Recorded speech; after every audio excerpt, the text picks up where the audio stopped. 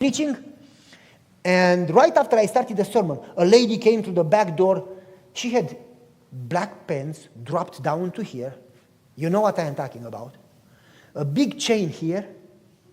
Rings all over. Rings, chains. I mean, that lady, if she would go to the airport, beep, beep, beep, beep, beep, all the machines would just, rings all over.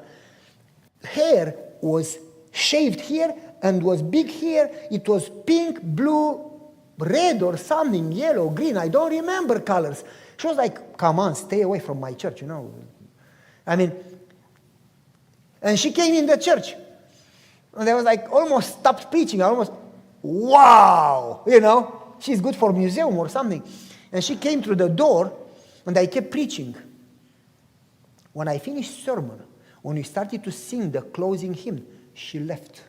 She didn't stay for prayer. She didn't stay for song.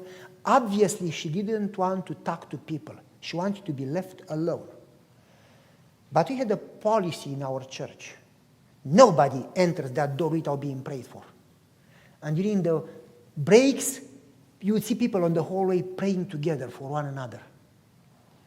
So I ran after her. The saints thought that I cannot hold it, probably. I go to the bathroom or something. I run after her. She sees me. She runs to the car. I run after her. She opens the door. I close the door. She says, I want to go home. I said, don't worry. I'm not going to take you to my home. I let you go home. Let's talk a little. She says, I don't want to talk. I said, then keep quiet. I talk. She says, I don't want to listen. I don't believe in God. Now, when people make a statement, do not argue with them. You lose. They will argue back. Jesus never argued the Pharisee. What he did, he asked them a counter question. Let them answer their own question. You follow me? When she says, I don't believe in God, I prayed for wisdom. And instead of saying, please believe in God, I said, you are drunk.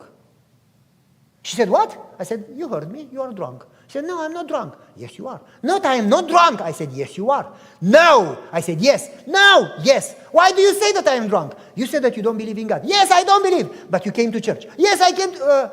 what are you doing here if you don't believe in God? Are you drunk? Is this a movie theater? It's not. It's a church. Don't you see the sign? If you don't believe in God, unless you are drunk, I got to church. What are you doing here if you don't believe in God? He said, now I get it. I'm not drunk and I do believe in God. I just don't believe in prayer. I said, well, I agree with you. She said, you do? I said, yeah. God will never answer your prayer. She said, what? I said, you have blue eyes. God hates people with blue eyes. You need to have brown eyes like me, and God is going to answer your prayers. She says, you are crazy, Pastor. God answers every prayer, regardless of the color of the eye. I said, I got you. You told me you don't believe in prayer, and now you tell me that God answers every prayer. Make up your mind. Oh, you cornered me again. I said, yes, because you don't know what you want. You have a fight within you. You tell me you don't believe in prayer, you don't believe in God, you come to church, and so make up your mind. People never tell you their problem. They just go around. Because they don't want to be vulnerable. They have been hurt. So she went around, and when I said, make up your mind, I said, well, to be honest, I believe in God, I believe in prayer, but it doesn't work for me. I've been in drugs 16 years, and I prayed for deliverance. I said, Lord, help me, save me, heal me, heal me. It never happened. I said, lady, you prayed the wrong prayer. She said, what do you mean? I said, why would you focus on self and drugs? You keep your eyes on self, you keep your eyes on drugs. Lord, I'm a drug addict, save me from drugs. Lord, your eyes are... After you confess, the Bible doesn't tell me that you should dwell in your problem. After you confess, you forget what is behind and run for the goal ahead. And I told her, I said, there is a book, an inspired book that says, God doesn't need us. He could do the work through angels or through miracles. He could use angels. He could use rocks. He could use a donkey. God doesn't need you and me.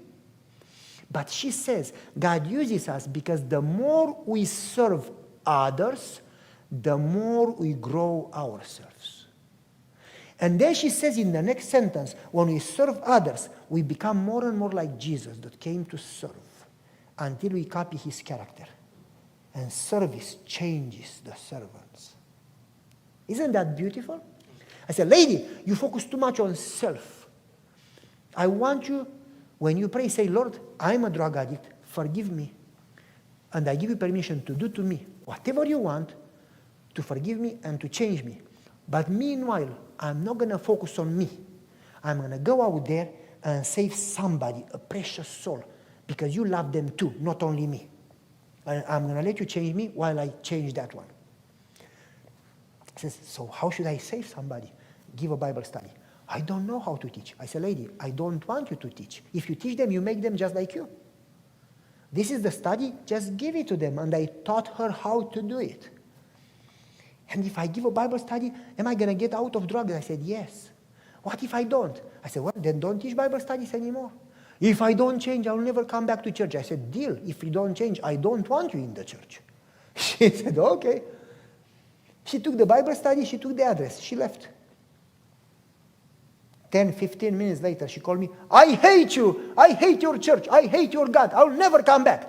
I said, tell me what happened. Don't be emotional.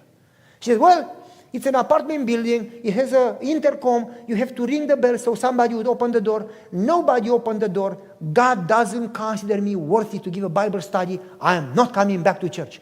I said, lady, did you pray that God would open the door? No, I didn't think about it. Then just pray. Okay. She called me 15 seconds later. I was eating an apple. It was Saturday noon. I took a bite. Before I had time to chew the bite, she called me back. 15 seconds. She says, I prayed and God didn't answer. I said, lady, small prayer, small answer. You need to pray big prayer for a big answer. She says, what do you mean? I said, how much did you pray? Well, I don't know. 10 seconds? I said, that's no prayer. In my book, that's poetry. Blah, blah, blah, blah. Amen. Ellen White has a quotation. She says, when the heart feels no need and the mind doesn't think about it, God turns his head. He doesn't answer those prayers. Whew. Hello? She said, well, how long do you want me to pray? 10 minutes? Oh, like a virtue, 10 minutes? I said, very simple. Until the door opens. She said, well, how long? Put it in time.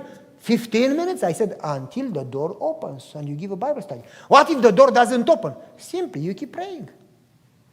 How long? I said, lady, you don't know English. Until the door opens. What if the door doesn't open? You keep praying. You stay in the car tonight, you stay tomorrow, you don't go to work, you don't eat, you don't sleep. You get retired, you die in the car. Then you say, Lord, kill me. But I'm not going to move like Elijah. I'm not going to move from here before rain comes. Kill me if you want to kill me, but here I am. She says, oh, you want me to take prayer so seriously? Duh! Shouldn't we take prayer seriously? I said, lady, I'm wondering now, I have second thought, how did you pray before? Because you tell me that, should I take prayer so seriously? Get in the car and pray until the door opens. I said, this is my covenant with you. As long as you pray, I pray. I'm not going to go home, I'm not going to sleep, I'm not going to eat. I'm going to pray in my office. If you pray 2 days, I pray 2 days. And you call me when the door opens. And that's the way you pray. If you really want an answer, that's the way you pray. Like Jacob. Amen. You want an answer? That's how you pray. She said, wow, that's